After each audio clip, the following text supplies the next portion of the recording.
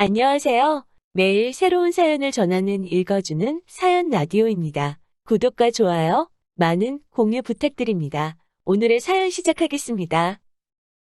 안녕하세요. 결혼한 지 4년 된 30대 초반의 여성입니다. 제가 신우나 시어머니 때문에 이혼한다는 이야기는 들어봤어도 형님 때문에 이혼한다는 사람은 본 적이 없는데 그게 제가 될 줄은 상상도 못했습니다. 저랑 남편은 지인의 소개로 만났습니다.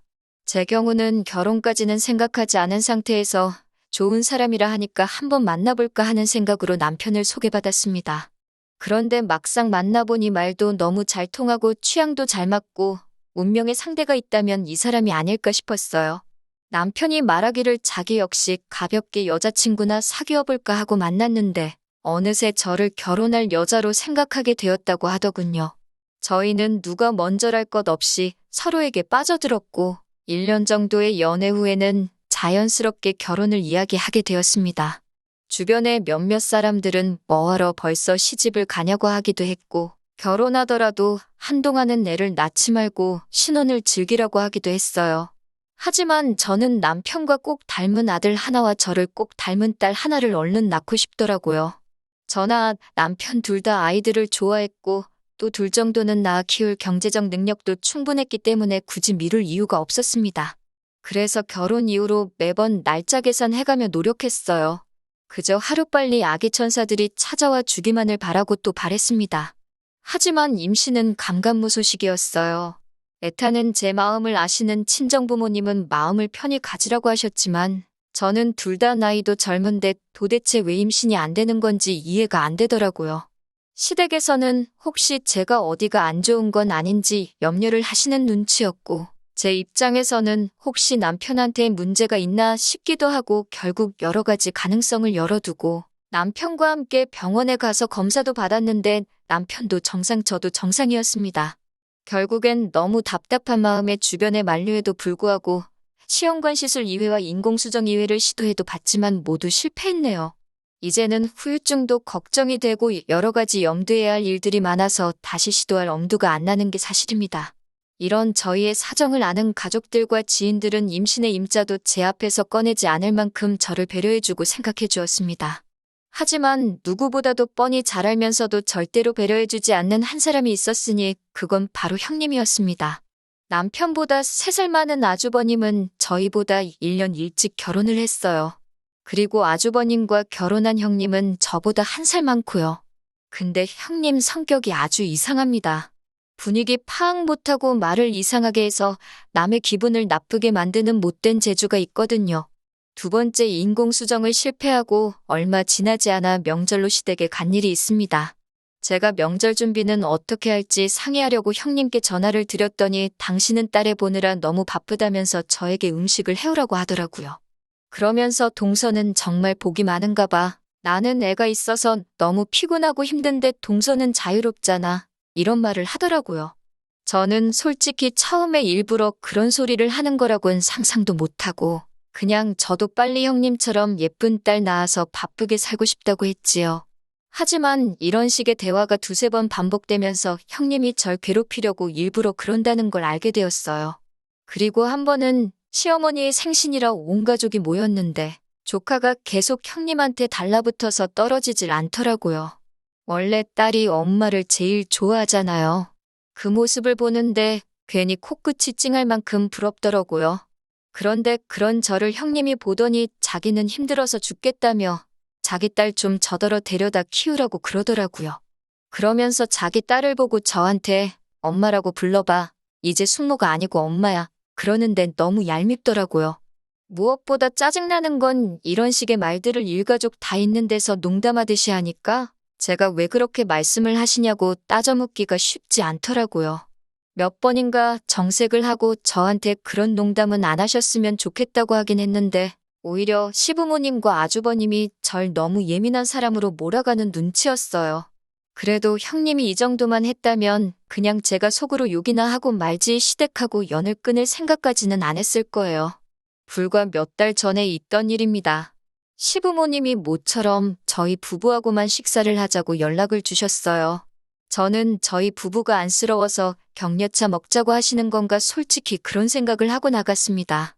시댁에서 멀지 않은 곳에 조용하고 한적한 한정식집이 있길래 거기로 예약을 하고 시부모님을 만났어요.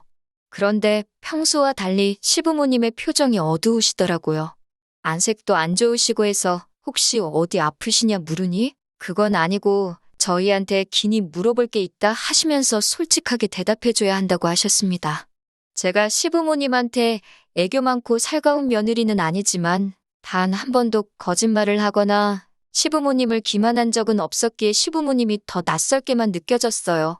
무엇이든 물어보시라고 제가 대답할 수 있는 일이라면 다 솔직하게 말씀드리겠다고 하니 시어머니께서 그래 그럼 단도직입적으로 물어보자 하시더니 너 애를 일부러 안 갖고 있는 거니? 라고 물으시더군요. 저는 순간 시어머니가 하시는 말씀이 무슨 소린지 이해가 안 되더라고요. 제가 그게 무슨 말씀이시냐고 다시 여쭤보니까 시어머니가 남편을 바라보면서 네 형수가 그러더라. 너네 원래는 처음부터 애 가질 생각이 없었는데 우리가 알면 난리 날까봐 일부러 안 생기는 척 연기하는 거라며 그러시는 거예요. 옆에서 그 말을 듣고 있는 저도 할 말을 잃었고 남편도 도대체 무슨 소리를 하시는 거냐고 하더니 깊은 한숨을 내쉬더라고요. 그리고는 저희 둘 중 누가 먼저랄 거 없이 눈물이 터져 나왔습니다. 그 무렵에는 저도 남편도 임신이라는 단어만 들어도 눈물이 흐를 만큼 예민하고 우울해서 서로 조심하고 있던 상황이었어요. 정말 누가 탁하고 조금만 건드려도 터질 상황이었거든요. 저희 둘이 눈물을 쏟아내니까 시부모님도 당황하신 눈치였고 그제서야 왜 니네 형수가 그런 소리를 했는지 모르겠다며 마음 풀라고 하셨습니다. 저는 너무 화가 나서 당장이라도 형님에게 전화를 걸어 자초지종을 따지고 싶었습니다. 하지만 시부모님께서 당신들이 먼저 연락을 해서 왜 그런 소리를 했는지 물어보겠다고 하시더군요.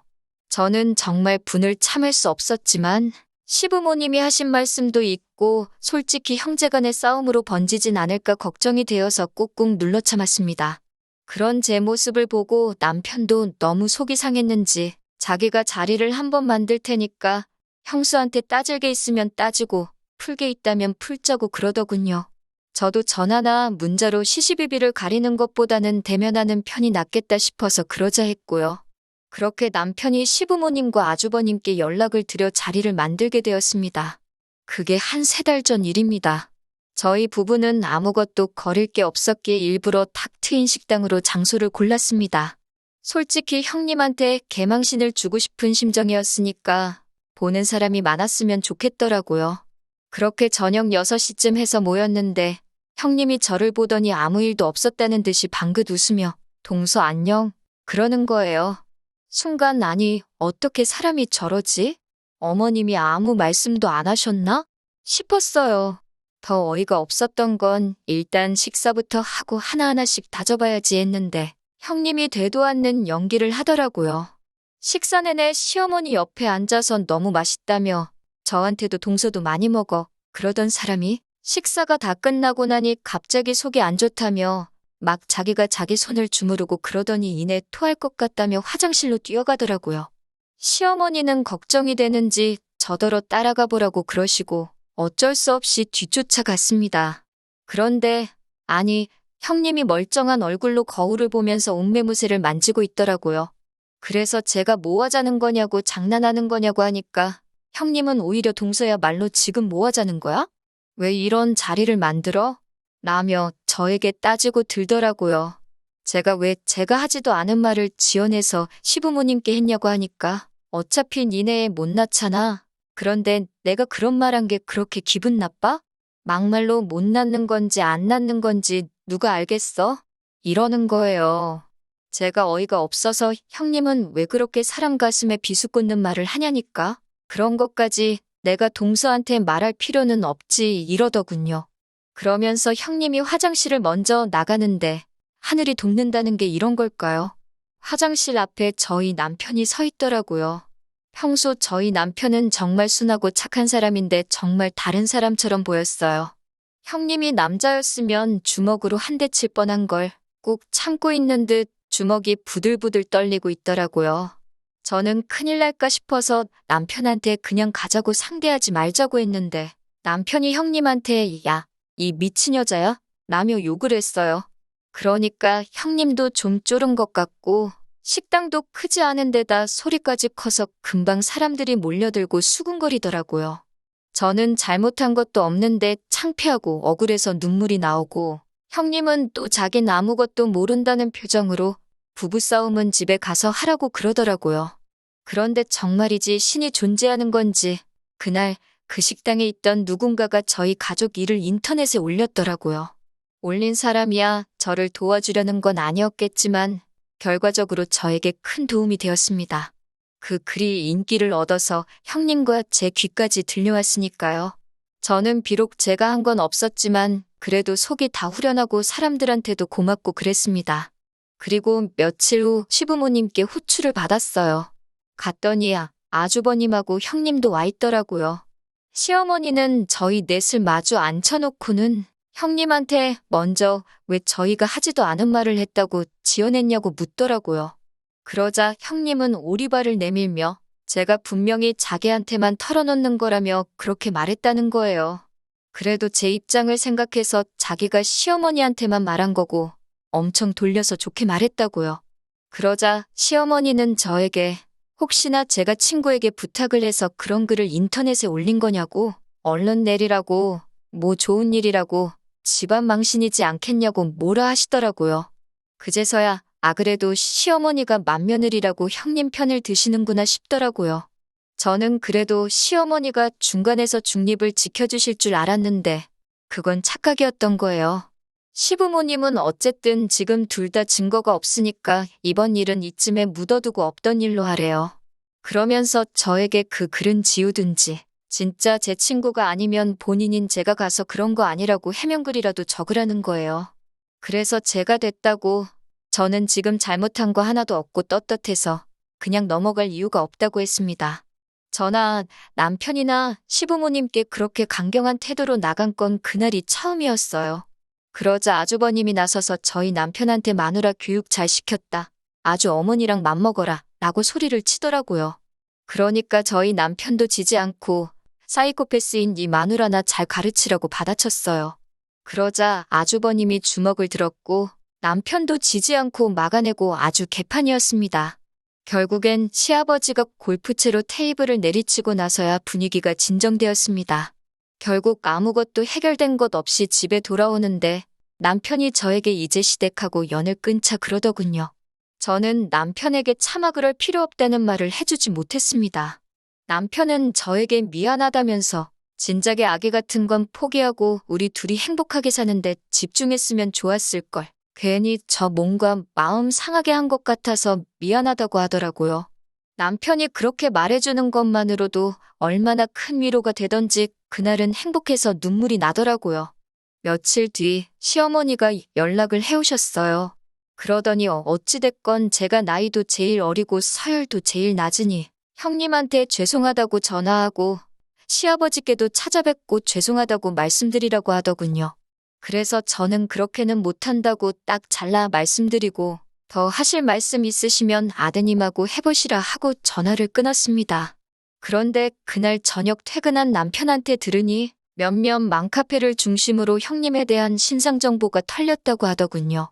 그로 인해 형님에게 더 원색적인 비난과 욕설이 쏟아지고 심지어 조카가 다니는 유치원까지 다 알려져서 애 유치원도 못 보내고 있다고 했습니다. 그 말을 들으니 조카에겐 유감이지만 얼마나 꼬숩던지요. 인과응보라는 말이 있는데 형님이 개념 없이 한 행동들 전부 다 돌아왔다고 하기엔 아직 모자란 거 아닌가 하는 기분까지 들었어요. 시어머니는 남편에게 제발 저를 설득해서 인터넷에다 이 모든 게 오해라고 해명글 좀 올려달라 하더래요. 제가 미쳤나요? 제대로 된 사과도 안 받고 형님 좋은 일을 하게. 오히려 남편도 절대로 해주지 말라고 욕을 처먹어봐야 정신을 차린다고 마음 약해지지 말라고 그랬습니다. 그 사건 이후로 저도 남편도 지금까지 아주버님과 형님은 물론이고 시부모님과도 연을 끊고 지내고 있습니다. 가족 사이가 이렇게 영원히 안 보고 살 수는 없겠지만 적어도 지금만큼은 마음도 편하고 좋습니다. 듣기론 형님이 악플러들 못 다 고소하네 저도 고소하네 어쩌네 하는데 그러던지 말던지 관심 없습니다. 무엇보다 저는 지금 최고의 복수를 하게 되었는데 그건 바로 제가 아이를 가졌다는 겁니다. 의사 선생님 말씀으로는 두 쌍둥이라고 하시네요. 임신 소식을 들으신 시부모님도 이제 다 잘 되지 않았냐며 마음 풀고 예전처럼 살자고 하시는데 당분간은 어려울 것 같네요. 그래도 남편이 든든히 제 편이 되어주고 있고 저에게도 이제 아이들이 생겼으니 아쉬울 건 하나 없습니다. 형님, 그렇게 없는 말 지어내면서까지 시부모님의 관심을 받고 싶어 하셨으니 이제 혼자서 다 모시고 다 챙겨가면서 사세요. 긴 이야기 들어주셔서 감사합니다. 오늘의 사연은 여기까지입니다. 구독과 좋아요, 알람 설정해주시면 앞으로 더 좋은 사연으로 찾아오겠습니다. 감사합니다.